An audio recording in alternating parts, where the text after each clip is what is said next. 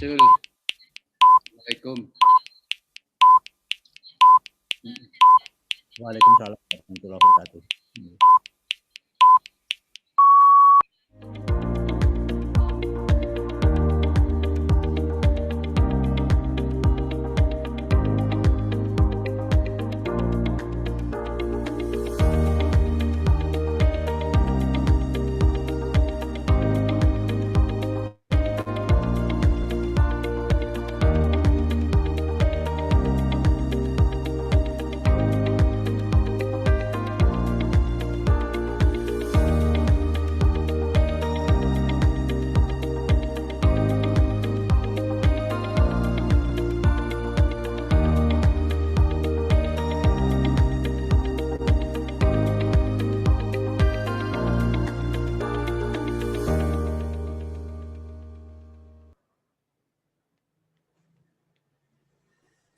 Assalamualaikum warahmatullahi wabarakatuh. Selamat pagi. Berjumpa lagi kita pada acara Tanya Apa Saja di seri yang ke-46 ini. Jadi, dan alhamdulillah ini sudah insya Allah menjadi seri yang terakhir ya. Jadi dari acara Tanya Apa Saja ini, dan telah hadir di tengah-tengah kita yaitu pada narasumber yakni Dr. Hermanto dan juga Dr. Hermanto Triyono, kemudian Dr. Agus Sulistiono, dan juga nanti akan dimoderatori oleh senior kita juga yaitu Dr. Nadir Abdullah. Dan topik hari ini insya Allah menjadi topik yang mungkin simpel tapi sangat menarik, yaitu mengenai sungsang, apakah itu mulai dari posisinya sampai bagaimana nanti proses persalinannya. Jadi mungkin topik yang klasik tapi akan sangat menarik karena tentunya masih akan banyak kontroversi-kontroversi yang bisa kita bahas bersama, atau mungkin nanti bisa dibuat survei kecil-kecilan kira-kira berapa persen dari seluruh pemirsa atau peserta yang sekiranya masih rutin melahirkan spontan persalinan per vaginam dengan spontan brah gitu ya Dok ya. Jadi mungkin sebelumnya mohon maaf karena pada acara Tanya Apa Saja hari ini Ketua Departemen Obstetrik Ginekologi Dr. Brahmana sedang berhalangan oleh karena tentunya ada kesibukan lain menjadi panelis di lokasi lain, sehingga untuk berlangsungnya acara dan juga untuk mempersingkat waktu, maka kami persilahkan kepada Dr. Hermanto, Dr. Agus Sulistiono, dan juga nanti akan dimoderatori oleh Dr. Nadir Abdullah untuk bisa mendiskusikan dan membawakan acara. Pada seluruh peserta seperti biasa kami persilakan untuk bertanya melalui kolom chat, bisa melalui kolom Q&A. Ini alhamdulillah sudah ada 2 pertanyaan dari mungkin 2 peserta yang antusias dan juga rajin ini, dari Dr. Haria dan Dr. Indi, dan juga bisa bertanya melalui kolom chat atau mungkin bila berkenan bisa raise hand untuk bisa berdiskusi langsung dengan para narasumber. Untuk mempersingkat waktu, kepada Dr. Nadir Abdullah kami persilakan. Monggo Dok. Terima kasih Dr. Seto atas waktu yang diberikan. Assalamualaikum warahmatullahi wabarakatuh. Waalaikumsalam. Selamat pagi, salam sehat untuk kita semua. Kali ini pada tas kali ini dengan topik sungsang dengan narasumber yang sudah dikenal semuanya. Yang pertama Dr. Hermanto, yang kedua Dr. Agus Sulistiono. Sebelum ke diskusi mungkin ada presentasi atau komentar awal dari Dr. Hermanto. Monggo silakan Dr. Hermanto. Saya sedikit ada slide ya Dok ya. Monggo silakan. Jadi saya ini menggantikan Dr. Ersa. Dr. Ersa sedang berhalangan, jadi izin saya gantikan.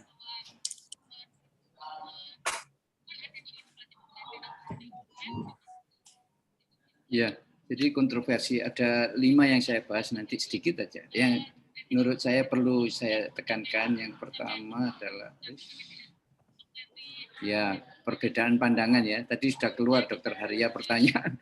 Memang beda-beda itu, masih buku-buku dan juga beda-beda. Nanti akan kita bahas bersama. Kemudian mengenai terminologi Ini ada yang bilang etiologi, ada faktor risiko, ada asosiasi. Jadi di berbagai buku pun beda-beda membahasakan. Oh, etiologi ini ya, jadi Williams dengan Bergela sudah lain.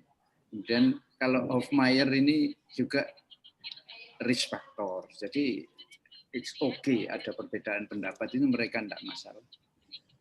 Kemudian alarm itu juga digabung malah etiologi dan risk factor.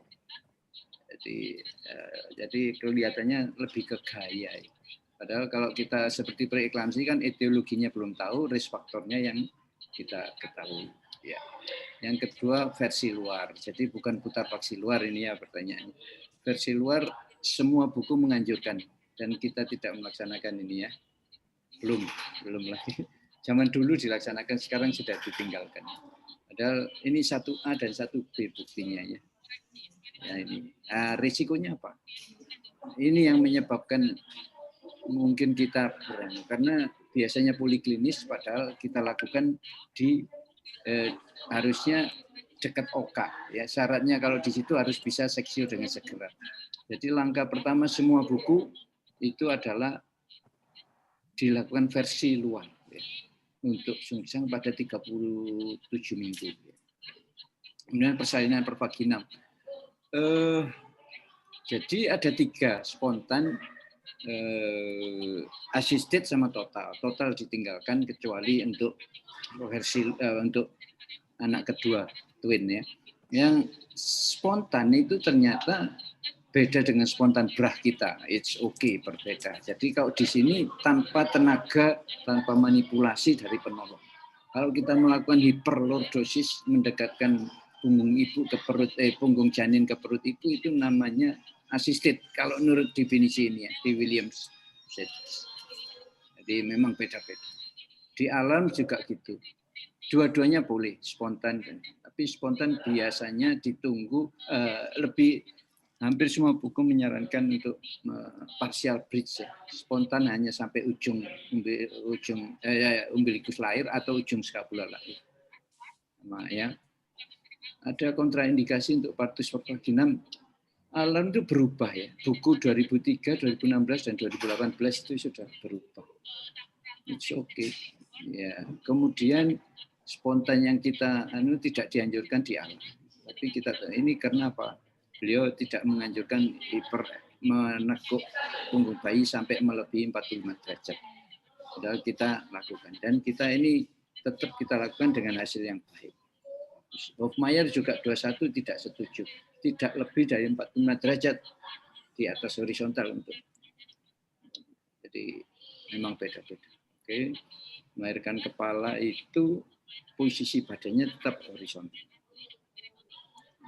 Itu lagi persalinan sesar ini yang kontroversi, dimulai dari Hannah tahun 2000 ini, penelitiannya pada 2088, hasilnya luaran untuk bayinya lebih bagus, sampai diikuti 2 tahun, hasilnya lebih bagus. Di 2016 ada lagi, ini meta-analisisnya, hasilnya lebih bagus yang sesar. Kemudian pertanyaan, ini menjawab pertanyaan sekalian Dokter Haria. Hofmeyr juga begitu, 2015. Cunningham bagaimana menjawab dua-duanya, tapi menambahkan WHO menganjurkan sesar juga.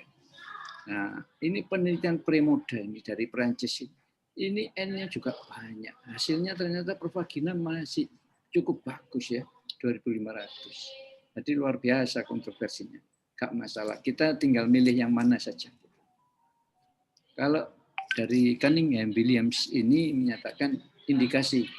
Bukan indikasi namanya. Kalau di William namanya favoring cesarean. Itu ada 11 kasus, 11 indikasi. Kalau kita namanya indikasi. Termasuk yang nomor 2 adalah permintaan. Kalau pasiennya minta di sesar pada sungsang. Ini repot dengan BPJS nanti. Terus persalinan kita tetap ini ya. Di kolegium juga tetap begini. Di kebidanan dan buku acuan nasional, buku abu-abu juga tetap. Komplikasi, nah ini juga terminologi.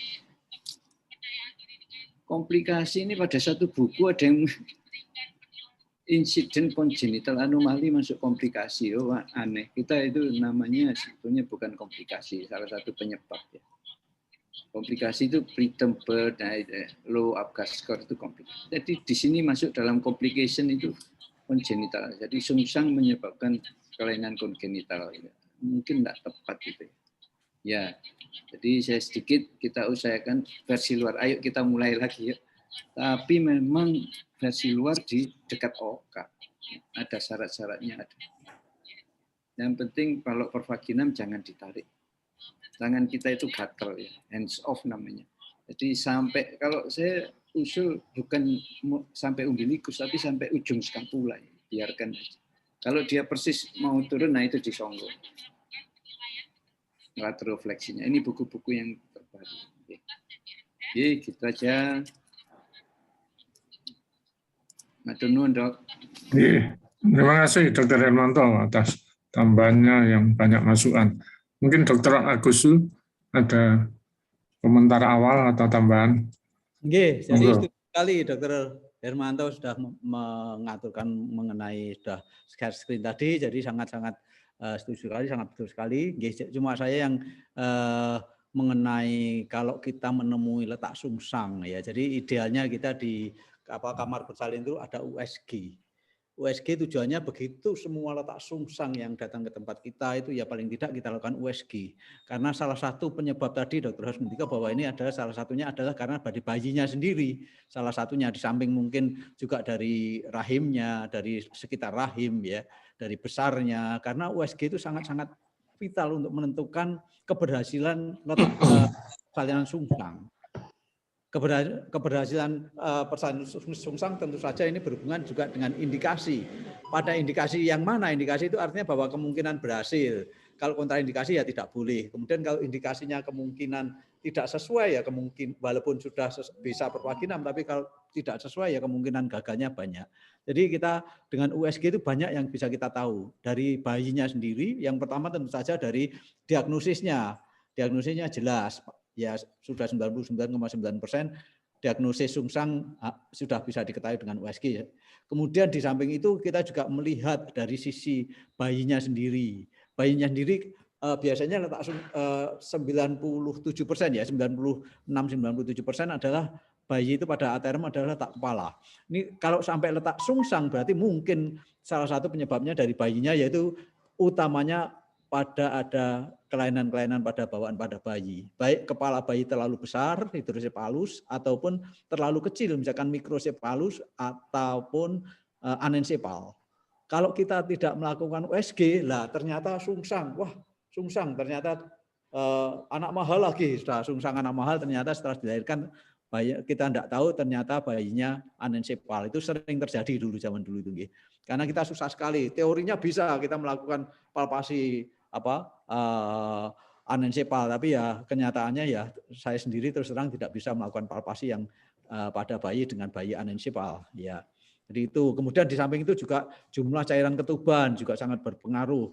Kemudian letak bayi sendiri kita tahu bayi sungsang ada 3. Kalau sungsang yang komplit ataupun yang frank Prince boleh ya. Tapi kalau sungsang yang letak kaki ya jangan dilakukan persalinan pervaginam ya. Kemudian apakah ada kelainan-kelainan dari jalan lahirnya, ataukah ada tumor, ataukah ada kista, dan lain-lain itu juga sangat berpengaruh. Jadi dari USG itu kita banyak sekali mengetahui bahwa ini kira-kira layak pervaginam, ataupun ini apakah ini ada kelainan-kelainan yang harus kita KIE-kan pada keluarga tersebut, sehingga kita nanti kalau kita seksio kita tidak kaget. Keluarganya kaget, kita lebih kaget lagi ya mungkin ya. Ternyata keluarganya sudah setuju sungsang, dilahirkan dengan seksio, karena mungkin bisa terjadi komplikasi. Dokter Haus tadi ngendika bahwa seksio itu untuk morbiditas dan mortalitas jangka pendeknya ya, morbiditasnya ya. Itu lebih banyak pada yang sungsang pervaginam dibandingkan yang seksio sesaria. Nah sudah kita informasikan demikian, kita berbusa-busa, pasiennya juga akhirnya setuju, ada kelainan bawaan, baik perut maupun kepalanya itu akan sangat menyusahkan semuanya ya. Barangkali demikian Dr. Nadir ya dari kami. Terima kasih atas tambahan ilmunya. Nah, kita langsung sudah ada 3 pertanyaan ini. Yang pertama dari Dr. Haryan Narotomo. Sementara panjang, yang penting pertanyaannya satu, untuk letsu dan bekas seksio, secara evidence medicine, apakah masih pada tempatnya untuk persalinan pervaginam? Kemudian poin kedua, pertanyaan kedua, manakah yang lebih bijak untuk kita ambil? Kebijakan sesuai alarm atau sesuai pengalaman Prof. Eri bahwa letak sungsang dilahirkan pervaginam. Mengingat juga keterbatasan terkait waktu, potensi komplikasi, dan pembiayaan, apalagi sekarang mayoritas BPJS. Monggo, Dr. Hermanto mungkin menanggapi.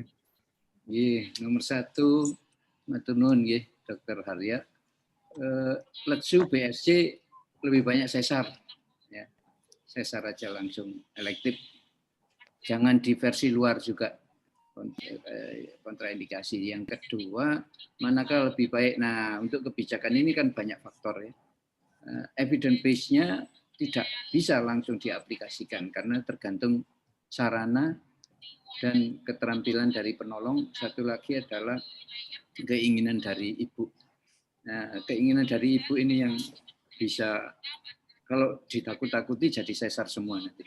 Tapi masih kalau menurut saya yang penting pemilihannya, ya. Ini kebijakannya eksternal cephalic version itu bagus, ya, menurunkan sampai 58% seksio. Jadi usul saya versi luar, ya. Cuma kita sudah tidak pinter. Jadi ada tekniknya, videonya juga ada. Di Amerika karena sangat dianjurkan, tapi jelas-jelas bahwa ECOG menyatakan kalau mau pervaginam, ibu dan keluarganya harus diberitahu risikonya. Di sini takut pasti, ya, diberitahu risikonya. Terus satu lagi BPJS. Kalau BPJS ini susah, nggak bisa jawab saya. Jadi versi luar induksi kalau gagal kan semua nggak bisa. Itu mungkin, Dok, matur nuwun. Matur nuwun. Monggo Dr. Agusul ada tambahan dari sudah pertanyaan Dr. Harya tadi. Iya, betul Dr. Harya. Jadi memang kontroversi. Tapi semua itu yang seperti diajarkan juga oleh Dr. Hos, bahwa itu adalah jurus yang akan kita, jadi kita makin banyak jurus seperti itu, jadi makin banyak dengan musuh ini pakai ini. Jadi tidak harus ini pasti ini pasti ini, tidak ada. Jadi ini tentu saja semuanya tergantung dari apa yang dikehendaki Dr. Hos. Yang penting adalah KIE sejujur-jujurnya, ya, sejujur-jujurnya. Nanti beliau yang akan memilih yang sejujur-jujurnya. Jadi kita tidak menakut-nakuti, tapi kita juga tidak melong-longi. Jadi kita betul-betul KIE sesuai dengan teori demikian. Kalau memang seksio angka keberhasilan untuk mortalitas dan morbiditas menurun, ya kita informasikan demikian dengan persentasenya. Mungkin beliau kalau tidak mau seksio, ya nanti kemungkinannya ini. Kemudian kalau misalkan masih tadi 36 minggu dan seterusnya, nanti kalau bisa tadi ditawarkan juga untuk versi luar, ya. Jadi versi luar dari bayinya barangkali nanti bisa letak kepala, keberhasilannya cukup tinggi, dan kalau dia berhasil nanti 60% kemungkinan partus pervaginam, ya, 40% gagal. Tapi kalau versi luar gagal, ya apa boleh buat, ya terpaksa harus nanti tetap seksio sesaria. Jadi tentu saja versi luar juga ada indikasinya. Di samping indikasi dari semuanya itu juga idealnya di USG. Saya sekali lagi kepentingan USG, karena versi luar itu disebutkan, versi luar itu salah satu kegagalannya oleh karena Frank Beach, karena kakinya lurus ke atas, jadi bayi tidak bisa ditekuk karena kakinya lurus ke atas, sehingga akhirnya terjadi kegagalan kalau French Bridge. Jadi kalau memang bayinya letaknya itu Frank Bridge, jadi letak bokong murni, itu kemungkinan kegagalannya cukup tinggi. Kalau misalkan mau dikerjakan, kita informasikan kemungkinan kegagalan cukup tinggi, ya. Jadi barangkali demikian. Di samping itu juga kita lihat apakah ini memang layak bayi ini untuk dilakukan versi luar. Kalau misalkan ada sesuatu, kalau memang kontraindikasi, misalkan plasenta previa dan lain-lain, ya jangan sampai. Gitu. Tapi kalau misalkan ada sesuatu yang lain, misalkan ada kelainan janin dan yang lain-lain, kemudian ketubannya jumlahnya bagaimana, kemudian yang juga penting adalah melihat kesejahteraan janinnya, ya. Karena dengan kita lakukan pemutaran, kemungkinan terjadi gangguan pada tali pusatnya cukup tinggi, ya, sehingga akhirnya sebelum maupun setelahnya kita lakukan pemeriksaan kesejahteraan janin dengan minimum dengan NST, syukur kalau juga kita lakukan dengan USG, apakah terjadi sesuatu. Jadi rasanya barangkali demikian, Dr. Nadir, saya setuju sekali dengan apa yang disampaikan Dr. Hermanto tadi. Iya, menambahkan tentang versi luar itu, kalau setelah dilakukan versi luar, biasanya kan ini outpatient ya. Ya, ya. Kemudian berapa lama boleh dipulangkan sebelum pasien dipulangkan? Kan tadi sudah harus dimonitoring sebelum dan sesudah. Ya. Jadi memang salah satu risiko versi luar adalah solusio plasenta dan sebagainya atau fetal distress. Jadi kalau versi luar tadi sudah disinggung salah satu syaratnya loh kamar operasi tersedia. Dr. Hermanto tadi menyebut dekat kamar operasi. Kemudian karena kita tahu salah satu risikonya fetal distress ataupun solusio plasenta, jadi dan umumnya versi luar itu adalah outpatient. Perlu menunggu berapa lama sebelum kita yakin untuk memulangkan pasien setelah versi luar. Monggo mungkin ada tambahan Dr. Hermanto maupun Dr. Agusu. Saya nambahkan sedikit aja. Ada algoritmanya yang menyatakan setelah dilakukan versi, dilakukan pemeriksaan ultrasound dan KTG. Itu mungkin sangat bagus sebelum dipulangkan. Matur nuwun. Matur nuwun, mungkin Dr. Agusu tambahan. Iya, Dr. Nadir. Jadi betul. Jadi yang penting kita lihat kesejahteraan janinnya, karena kemungkinan terjadi hal-hal yang tidak kita inginkan setelah eksternal versi tadi.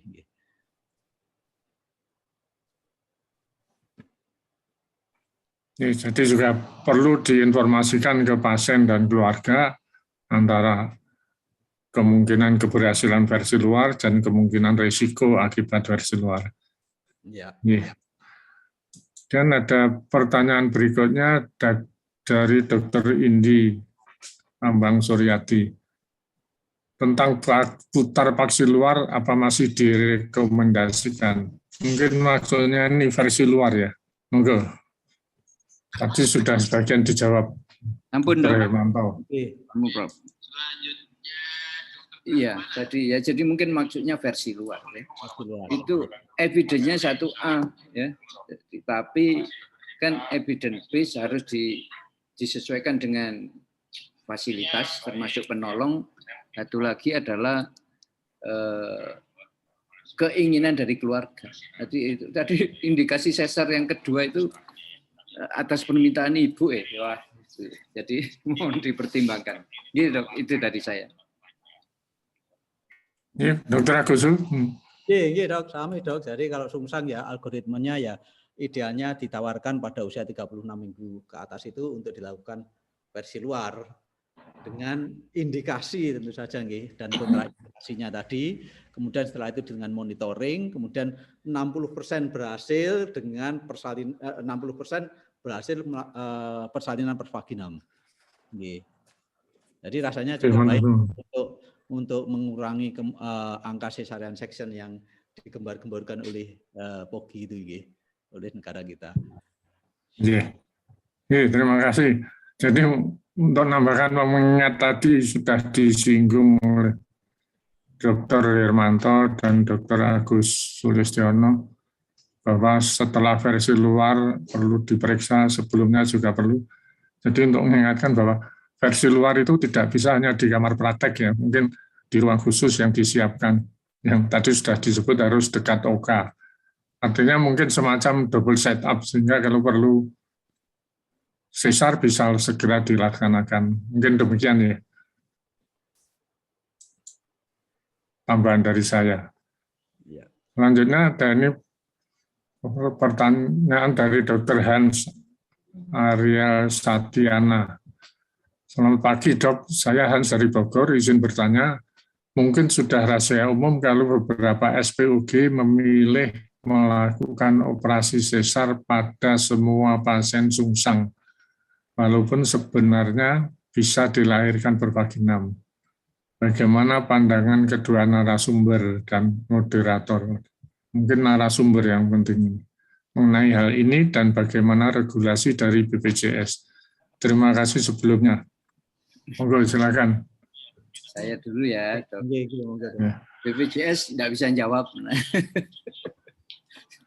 Yang pertama, terus yang itu saya setuju Dr. Agustul bahwa yang penting mungkin KIE-nya. KIE. Kalau kita kan ini bukan percobaan. Dulu pernah satu masa yang bahwa keterampilan seorang SPOG itu kalau bisa menolong sungsang dengan baik. Jadi coba-coba itu bisa gagal loh. Gagal AS-nya 13. Jadi mohon dipertimbangkan itu aja. Tenun, Dok. Dr. Agustul mungkin. Jadi yang penting betul KIE, jadi tentang keberhasilan dan kegagalan, dan kita selalu menawarkan ya. Jadi kita bukan melakukan dengan tanpa KIE ya. Jadi kita tentu saja karena apapun juga tidak mungkin berhasil 100%. Apalagi ini sungsang keberhasilan juga tidak terlalu banyak, sehingga akhirnya kita lakukan KIE yang paling penting. Jadi kalau misalkan awalnya dilakukan versi luar indikasi, kontraindikasi, setelah ternyata sudah indikasi untuk dilakukan versi luar, kita KIE bagaimana kira-kira keberhasilan, keuntungan, kerugiannya. Kemudian kalau gagal ya sudah, nanti berarti kita tidak melakukan versi luar lagi dan akan kita lakukan seksi sesaria. Kalau kemudian berhasil, kemungkinan nanti kita bisa difiksasi agar tetap letak kepala dengan kemungkinan keberhasilannya tadi. Jadi keuntungan-keuntungan juga selalu kita informasikan di samping komunikasinya. Kalau kita komunikasi Dok ya nanti seksi semua Dok. Nanti kalau kita keuntungannya mungkin beliau akan memilih yang ada kemungkinan keberhasilan, karena masyarakat kita itu juga masih dengan operasi itu kadang-kadang banyak juga yang masih banyak menghindari. Teman-teman, jadi intinya kita informasikan dan kita diharapkan pasien dan keluarga ikut mengambil keputusan. Jadi bukan hanya keputusan dari kita aja. Mungkin itu yang lebih bijaksana aja. Kemudian pertanyaan yang tentang BPJS, mungkin bosnya JKN dari POGI ini bisa membantu menjawab. Saya lihat ada Dokter Manggala mungkin. Monggo silakan Dokter Manggala. Ini ada pertanyaan mengenai BPJS ini. Ya Dok, dengar suara saya Dok ya? Iya jelas. Jelas. Ya. Saya ini peserta Dok, jadi nggak boleh menjawab sebenarnya. Saya mendengarkan Dr. Agustul sama Dr. Hermanto. Jadi mungkin mungkin saya bahas dari sisi BPJS saja. Kalau untuk tindakan yang bukan persalinan pervaginam spontan, sebenarnya kita punya grup BPJS sendiri. Jadi namanya itu adalah persalinan pervaginam dengan tindakan selain dilatasi dan kuretase. Jadi nama grup nasibijisnya berbeda dengan yang persalinan pervaginam biasa. Dan itu klaimnya sebenarnya punya harga yang berbeda, Dr. Nadir. Saya lupa berapa bedanya, mungkin sekitar 800.000 atau 1 juta. Seingat saya seperti itu ya. Saya lupa berapa angkanya. Tapi mereka punya grup yang berbeda selama kita nulisnya benar ya. Jadi kalau kita nulisnya persalinan sungsang gitu ya, kita lakukan manual aid dan lain sebagainya, nanti akan punya harga yang berbeda. Jadi kalau dari sisi BPJS sih nggak ada regulasi khusus ya harus melakukan persalinan apa ya. Kita sebagai profesi mungkin selalu diingatkan Dr. Hermanto dan Dr. Agustul, kita harus menyesuaikan sesuai dengan keprofesionalan kita ya. Jadi monggo bisa dipilih sesuai yang disampaikan Dr. Agustul, Dr. Hermanto tadi. Tapi kalau dari BPJS sendiri sebenarnya sudah ada grup yang berbeda. Jadi ada harga yang berbeda. Harusnya kita nggak memperhatikan hal itu ya. Biar rumah sakit yang memperhatikan hal itu. Jadi monggo itu bisa didiskusikan dengan rumah sakit. Mungkin dari saya itu Dr. Nadir. Jadi jangan sampai gara-gara BPJS mengganggu keputusan profesional kita. Harapannya seperti itu sih ya, harapannya. Kalau versi luar ada angkanya, Dokter Manggala. Karena versi luar itu sesuatu yang misalkan selalu kita tawarkan pada sungsang yang tidak kontraindikasi untuk persalinan pervaginam, kita usulkan untuk versi luar.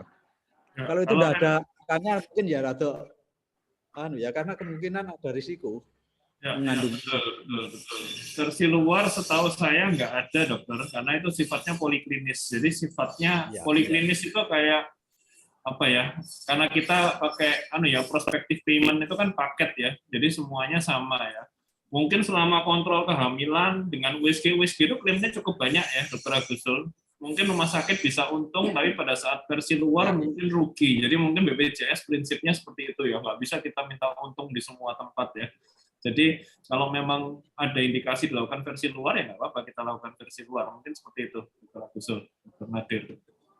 Moga-moga setelah ini pertanyaannya ada BPJS lagi, moga-moga. Ada ini. Nah, ngomong tadi Dokter Agusul menyinggung, juga Dokter Hermanto menyinggung kan versi luar yang untuk saat ini itu ada persyaratan khusus dekat OK, dimonitor sebelum dan sesudah. Tentunya tidak bisa sebagai outpatient klinik biasa. Mungkin paling tidak sebagai one day care patient. Apa itu ada di BPJS, Dokter Manggala? Ya, semacam one day care. Jadi BPJS itu prinsipnya kalau rawat inapnya lebih dari 6 jam itu dianggap klaim rawat inap ya. Jadi termasuk episode rawat inap. Bisa diklaimkan selama ada indikasinya. Buat aja menurut saya di rumah sakit itu PPK melakukan versi luar. Pasti nggak akan ada yang protes lah BPJS. Jadi selama itu ada PPK-nya dilakukan dengan benar, ada buktinya, nggak perlu kita takut untuk melakukan suatu tindakan. Mungkin itu Dokter Nadir. Terima kasih. Jadi yang penting ada PPK-nya ya. Ini sekaligus menjawab pertanyaan Dr. Haryo Narotomo itu ya, tentang BPJS, usulan jasa medisnya lebih tinggi. Cuma ini kalau ada Dr. Arief Tunjung Sito would like to answer this question. Dr. Sito mau menjawab ini. Mau menambahkan. Buatan, Dok. Ada tulisannya di bawah Dr. Haryo Narotomo. Nggih, Bapak Nuwun.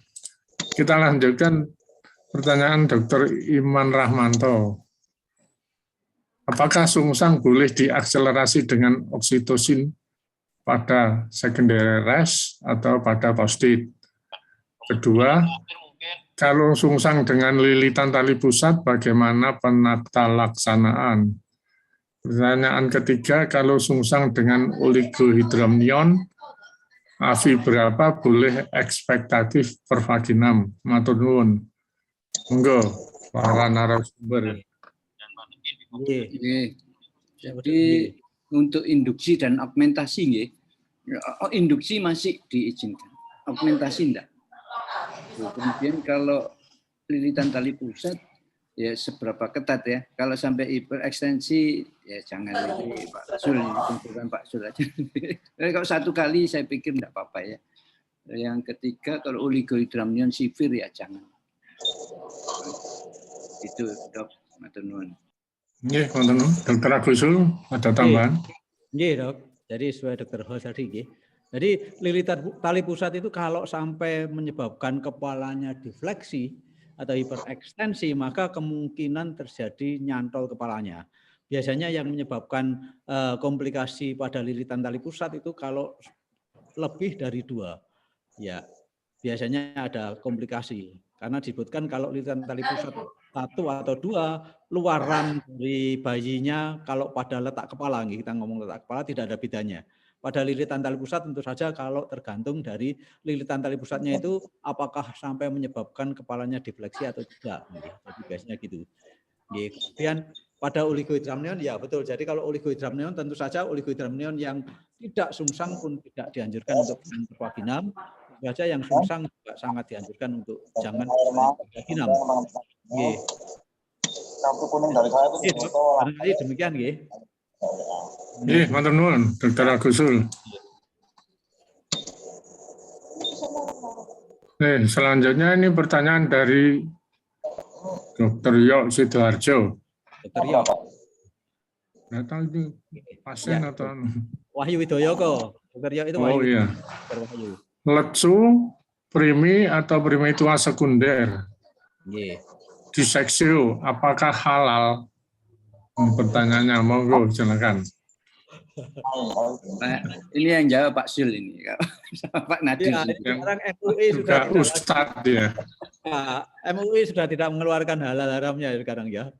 Ya, jadi nanti kita tanyakan ke yang berat. Tapi rasanya ini kalau mengenai apakah halal itu artinya mungkin Dr. Yop ngendika bahwa apakah ini apa namanya legal secara agama atau apakah kita tidak bujui atau gitu ya mungkin Dr. Yop ya.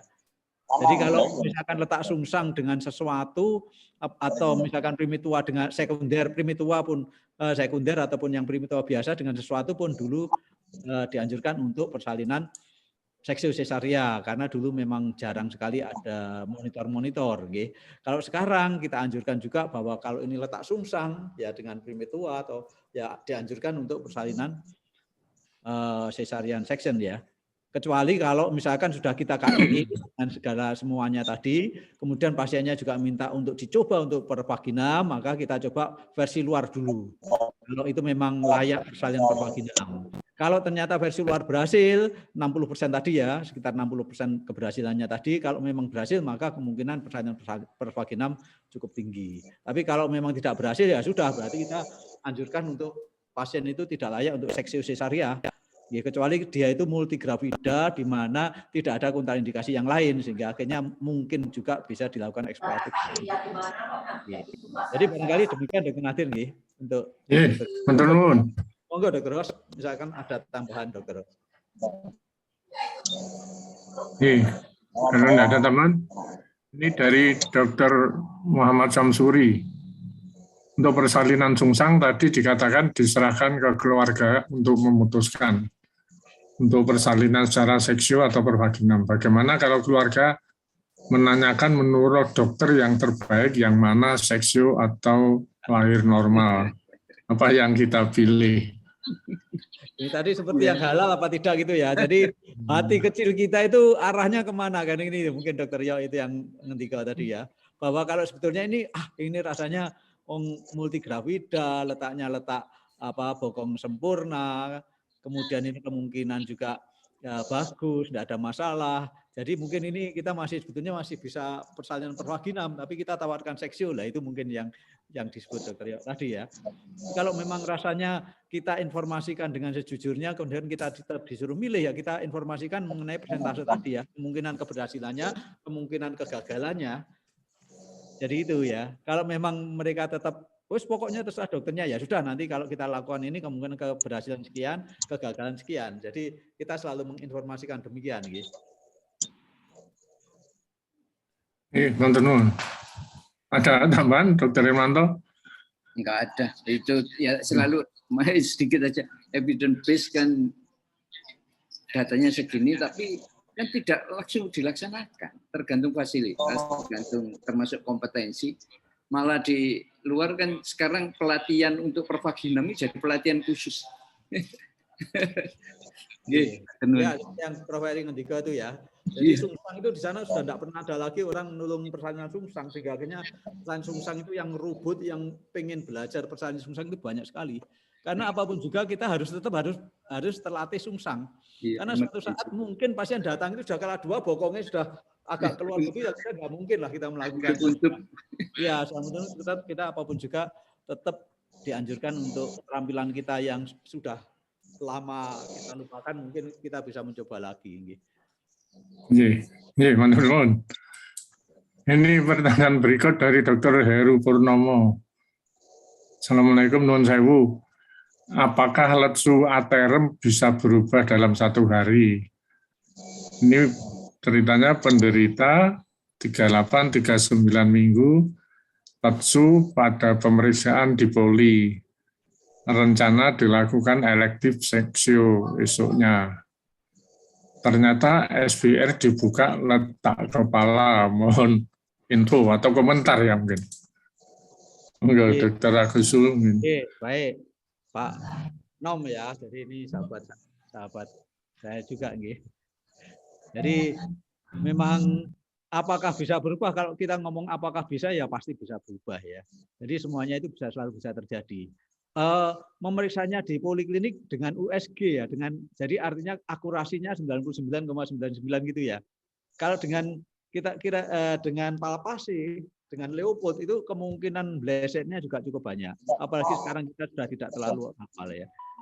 Jadi rasanya kalau itu dengan USG letak sungsang, jadi ya kemungkinan besar ya selalu ada kesempatan, apalagi beliau itu multigravida ya. Multigravida di mana kemungkinan berubah posisinya kita tahu nggih. Jadi saya setuju 39 minggu, kalau pada sungsang 39 minggu ke atas morbiditas pada bayinya makin tinggi. Jadi saya setuju Dr. Nom bahwa kalau memang itu letak sungsang 39 minggu sudah dilakukan terminasi. Dr. Hermanto ada komentar mungkin?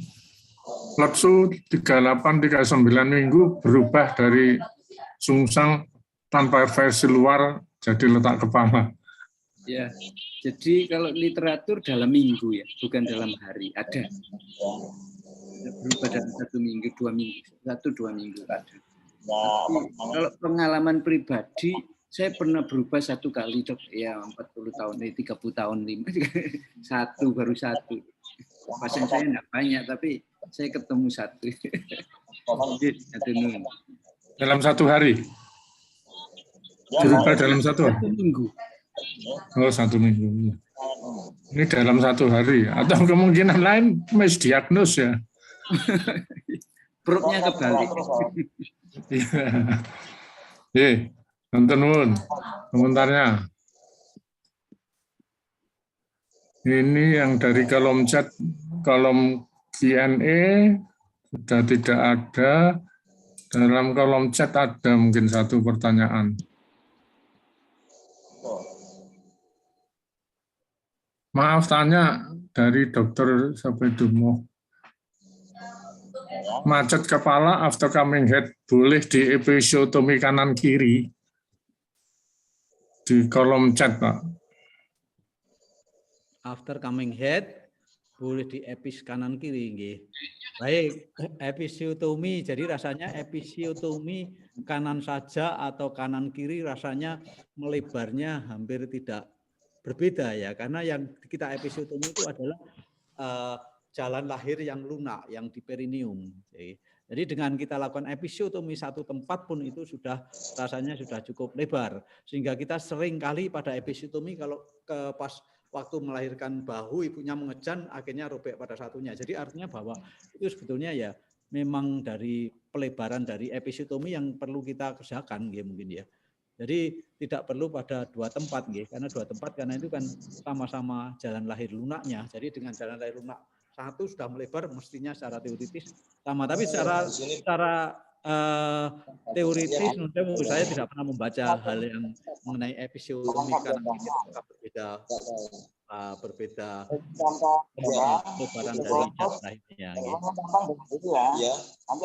Oke, mungkin Dr. Hermanto mungkin ada pengalaman atau pernah membaca, jadi Dr. Hermanto itu bacaannya banyak sekali. Normal operasi enggak bayar, saya yang obat. Ini makanya ini foto walik kalau melahirkan dikirim. Terima kasih. Kalau ada suara masuk dari studio Pogi Surabaya ya, tolong di mute.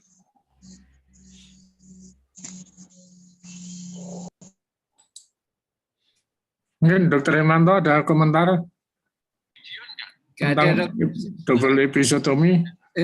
Tidak ada, Dok. Maksudnya kan mempermudah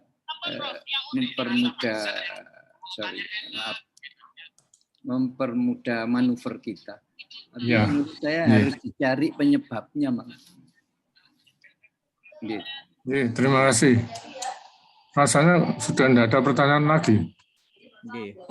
Mungkin sudah. Yang paling penting saya kira juga bokongnya itu harus dipinggirkan ke tepi tempat tidur. Jadi biar kita manuver kita lebih mudah daripada. Jadi begitu atau kami lihat langsung bokongnya ini ditaruh di tepi tempat tidur sampai gawing gitu. Jadi supaya kita lebih mudah untuk melakukan manuver-manuver yang akan kita kerjakan. Pinggir tempat tidur atau dibuat melintang ya. Pasiennya posisi melintang tempat tidur ya. Jadi akan terima kasih baik untuk manuvernya. Ini belum ada pertanyaan lagi. Mungkin gimana pengalaman Pak Gusul maupun Pak Dr. Hermanto dengan penggunaan skor 1 Niandros? Dikatakan kalau skornya di bawah 4 atau ke bawah sudah sesar aja, kalau di atas itu baru boleh pervaginam. Iya. Oke, jadi 1 Niandros itu kalau nggak salah ada paritasnya, ada pembukaannya, ada penurunannya. Jadi ada 5 atau 6 item. Jadi sama penurunannya. Berat besarnya janin, umur kehamilan, paritas sama pembukaan sama penurunan, sama riwayat persalinan sesar, persalinan sungsang sebelumnya. Jadi rasanya itu dulu selalu kita evaluasi ya pada saat PPDS. Tapi sekarang ini kita utamakan untuk diagnosis dulu, kemudian apakah dia itu layak pervaginam atau tidak. Jadi karena dulu kan jarang sekali USG. Kalau saya lebih cenderung untuk kita lakukan diagnosis, apapun juga diagnosis itu paling penting untuk menentukan tindakan kita. Yang nomor 1. Jadi kalau misalkan diagnosisnya bagus, monggo. Kalau misalkan 1 Niandros disebutkan kalau 4 itu harus dievaluasi kembali. Kalau 5 ke atas kemungkinan keberhasilannya sangat tinggi. Kalau di bawah 4, 3 ke bawah kemungkinan berhasilnya sangat rendah sehingga dianjurkan untuk seksi sesaria. Monggo, saya kira itu adalah salah satu senjata kita, salah satu senjata kita untuk menentukan bahwa beliau itu layak atau tidak, juga untuk bahan KIE untuk pasien bahwa ini kemungkinan berhasil atau tidak, sehingga nanti pemilihan dari moda dari persalinannya nanti juga akan lebih baik lagi kalau kita makin banyak alternatif tersebut, Dokter. Jadi barangkali demikian, Dokter Nadir. Terima kasih Dr. Agusul. Dr. Hermanto ada tambahan pengalaman tentang 1 Niandros mungkin? Ya, dulu kita pakai ya, tapi literatur terakhir sudah jarang disebut, Dok. Gitu. Iya. Jadi ada, Williams ya ada. Williams sudah tidak ada ya? Tidak ada. Ya. Protokol Coheris 2021 juga tidak. Di alarm juga tidak disinggung ya? Iya. Iya.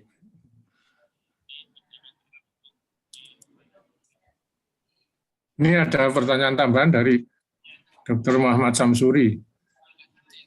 Saya masih ingat kata-kata Dr. Host bahwa sebenarnya apa yang terjadi di dalam kehamilan itu adalah keinginan dari bayi yang bersangkutan.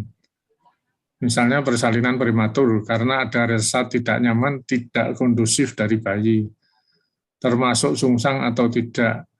Jadi ketika bayi masih merasa nyaman dengan sungsang, maka dia akan tetap sungsang. Nanti kalau bayi sudah tidak nyaman, dia akan berubah posisi lagi. Mohon pendapat. Mohon Dr. Hermanto ini. Iya, dia kan dirijen dari orkestrasinya, kehamilannya sendiri. Pritem cocok gitu ya. Sungsang mungkin juga memang. Dia paling nyaman di situ kecuali ada kelainan anatomis ya. Mungkin juga misalnya ada miom di bawah, dia enak begitu. Atau terpaksa begitu. Jadi, saya setuju itu. Oh, dia paling enak di posisinya. Matur nuwun. Dr. Agusul ada komentar? Sami Dokter. Jadi ya betul bahwa apapun itu yang itu kan merupakan habitus ya. Jadi yang apa yang disenangi oleh bayinya. Jadi yang sesuai dengan bayinya, yang merasa nyaman bayinya bagaimana, itu tentu saja itu yang akan dikerjakan oleh bayi di dalam rahim. Karena kalau dia tidak nyaman, mesti dia gerak-gerak demikian untuk mencari tempat yang nyaman untuk kedudukannya tadi. Dokter Nadir. Ya. Iya, mantan nuwun. Rasanya sudah tidak ada pertanyaan lagi. Masih waktunya juga tinggal 10 menit. Mungkin sebelum kita kembalikan ke host, ke Dr. Sito, Dr. Agusul ada komentar akhir, monggo. Jadi ini ada satu pertanyaan susulan, Dok. Monsew dari Dr. Ya. Mungkin bisa nih. Ya, benar. Penutup. Okay. Oh, Dr. Husain Habibi. Pada persalinan BRAH, kapan saatnya dikatakan tindakan CRISPR yang dianggap efektif? Monggo. Kristeller pada graf. Ya, ya. Jadi Kristeller itu kan tujuannya membuat kepalanya, utamanya membuat kepalanya tetap fleksi. Ya, jadi tujuannya itu ya. Jadi tujuannya jangan sampai defleksi. Kalau defleksi nyantol. Ya. Kemudian kedua, untuk mencegah jangan sampai ada ruangan kosong sehingga akhirnya tangannya apa-apanya menjungkit gitu ya. Sehingga akhirnya terjadi distusia karena ada kepala dan tangan. Ya. Kemudian yang ketiga, ada 3 ya, mempercepat fase cepatnya sehingga akhirnya dianjurkan kalau pada spontan brah itu dilakukan Kristeller pada saat sungsang yang fase cepat. Fase cepat di mana tadi Dr. Hos ngendika bahwa mulai ujung plasenta atau tali pusatnya lahir, kemudian kita menganjurkan untuk asisten untuk melakukan dorongan pada fundus uteri ya. Kemudian kita lakukan defleksi tadi ya syaratnya ya tentu saja kalau yang brah itu kan betul-betul defleksi maksimum sampai tulang punggung mendekati perut ibu gitu ya. Tapi ini rupanya sekarang sudah ada banyak sekali penelitian-penelitian yang menyebutkan bahwa dengan dilakukan defleksi maksimum mungkin bisa terjadi trauma pada nervus di daerah cervicalis sehingga akhirnya bisa terjadi gangguan atau morbiditas pada janin ya. Sehingga akhirnya untuk yang hiperlordosis tidak dianjurkan lagi nggih. Jadi barangkali demikian Dr. Nadir. Kemudian tadi yang dianukan Dr. Habibie tadi. Kapan dikatakan efektif Kristellernya gitu dok? Atau mungkin apakah itu rutin atau bagaimana? Dok? Ya jadi kalau memang itu adalah memang direncanakan spontan secara spontan brah ya harus ya rutin ya, karena salah satu tindakan salah satu langkah dari spontan brah itu adalah dilakukan Kristeller nggih. Kristeller dianggap berhasil bila kepalanya lahir dalam keadaan tetap fleksi. Nggih. Jadi sehingga akhirnya bisa persalinan pervaginam. Ya, matur nuwun Dr. Agus. Dr. Hermanto mungkin ada tambahan komentar? Sampun, Dok. Sampun. Matur nuwun. Ini ada pertanyaan berikut. Selamat pagi dokter, dari Dr. Diah Nurvita. Mohon izin bertanya, apakah ada tempatnya semua pasien dengan sungsang dilakukan elektif seksio sesaria? Jadi, monggo, Dr. Hermanto. Ya, jadi usul saya kita tidak mengubah PDT. Ya. PDT itu diubah harus lewat komite medik ya. Nah, evidence-nya bisa kita pakai sebagai penyusunan PDT. Mungkin untuk primi cocok ya, untuk multi.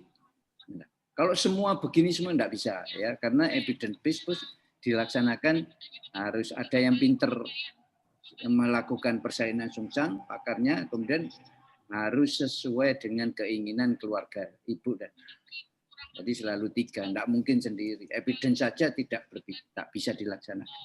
Itu dok tambahan dari saya. Matur nuwun, mungkin sudah menjawab. Dr. Agus ada tambahan komentar. Inggih, dokter. Tadi sungsang dilakukan elektif, nggih. Ya. Semua sungsang. Kalau semua saya juga tidak setuju juga, Dr. Jadi tentu saja ada sungsang yang harus elektif itu memang ada. Kalau memang kontraindikasi pervaginam, misalkan bekas seksio, kemudian ada kecenderungan untuk bayinya besar dan seterusnya itu ya dianjurkan atau lebih dari 39 minggu kalah postterm itu ya dianjurkan untuk dilakukan sesarian elektif. Tapi kalau pada semua tetap pada letak sungsang yang masih boleh pervaginam itu tetap dianjurkan atau ditawarkan untuk dilakukan versi luar pada usia 36-37 minggu. Kemudian kalau itu gagal ya sudah. Kalau ternyata tidak gagal menjadi letak kepala, maka kemungkinan keberhasilannya persalinan pervaginam juga cukup tinggi. Jadi barangkali demikian Dr. Nadir. Tadi itu tadi yang penting diagnosisnya tadi, dokter. Iya, jadi yang penting penilaian kemungkinannya pervaginam bisa apa enggak, kalau masih bisa tidak pada tempatnya langsung sesar ya. Iya. Ya, jadi masih bisa pervaginam. Mungkin tidak ada pertanyaan lagi Dr. Sito. Dan waktunya sudah mendekati jam 11. Mungkin ada komentar akhir dari Dr. Agus maupun Dr. Hermanto. Monggo silakan. Nggih, Dok, matur nuwun. Jadi pada letak sungsang tentu saja tadi bahwa kita harus memilih kira-kira mana yang masih kemungkinan bisa bersalin pervaginam. Kemudian kalau yang penting lagi adalah diagnosis. Jadi kita anjurkan pada semua letak sungsang, anjurkan kalau bisa sebelum melakukan persalinan untuk melakukan diagnosis apakah ada kelainan-kelainan pada bayinya atau kelainan pada uterusnya atau kelainan pada ketubannya, karena itu akan dapat merubah yang awalnya itu boleh persalinan pervaginam tetapi jadi bisa kontraindikasi menjadi persalinan pervaginam tadi. Ya, jadi semua tindakan kita itu akan sangat berhubungan erat dengan diagnosis kita. Dengan diagnosis yang baik, maka tindakan kita kemungkinan berhasilnya modelnya itu harus dideskripsikan. kita hindari jangan sampai kita itu kaget setelah bayinya lahir tadi ya. Nah, itu aja nanti harapan kita. Kalau kita ternyata begitu bayinya lahir sudah baik, ternyata ada kelainan-kelainan pada bayi itu yang akan menyusahkan kita semua. Nah, barangkali demikian Dr. Nadir yang bisa saya tambahkan. Matur nuwun. Ini Dr. Hermanto ada komentar akhir sebelum diakhiri. Matur nuwun. Jadi usul saya KIE yang baik dengan keluarga untuk kasus ini. Itu aja, Dok. Sangat baik. Sekarang eranya partner mereka. Matur nuwun. Matur nuwun. Nah, ada pertanyaan lagi, saya rasa juga waktunya sudah mendekati jam 11. Akhirnya kami akhiri tanya apa saja kali ini, dan waktu kami kembalikan ke Dr. Arief Tunjung Seto. Monggo Dr. Arief. Assalamualaikum warahmatullahi wabarakatuh. Waalaikumsalam warahmatullahi wabarakatuh. Terima kasih pada Dr. Nadir, Dr. Agus Sulistiono, dan juga Dr. Hermanto yang telah memberikan materi dan pemaparan dan menjawab seluruh pertanyaan. Alhamdulillah ramai sekali pertanyaan meskipun topiknya klasik mengenai sungsang, tapi ternyata ya masih banyak sekali kontroversi dan mungkin dari guideline-guideline yang terbaru, dan alhamdulillah semua pertanyaan sudah terjawab. Jadi berakhirlah tanya apa saja terakhir di tahun 2021. Jadi alhamdulillah kita telah melaksanakan 46 tanya apa saja, jadi seminar selama sepanjang tahun, dan kami tetap butuh masukan, butuh saran dan usulan. Monggo bisa diisi ada tautan atau link yang ada di kolom chat, dan juga sekaligus sebagai syarat untuk mendapatkan sertifikat, dan kami mohon ada beberapa masukan yang bisa hadir. Dan kami sekali lagi terima kasih kepada seluruh peserta yang selalu antusias untuk mengikuti tanya apa saja ini, dan semoga acara ini bisa terus berkelanjutan dan memberikan manfaat kepada seluruh peserta. Sekali lagi terima kasih pada guru-guru kami, Dr. Nadir, Dr. Agusul, Dr. Hermanto, dan seluruh peserta. Terima kasih. Kami akhiri. Wassalamualaikum warahmatullahi wabarakatuh. Waalaikumsalam. Matur nuwun, Dok. Dr. Hermanto, Dr. Nadir.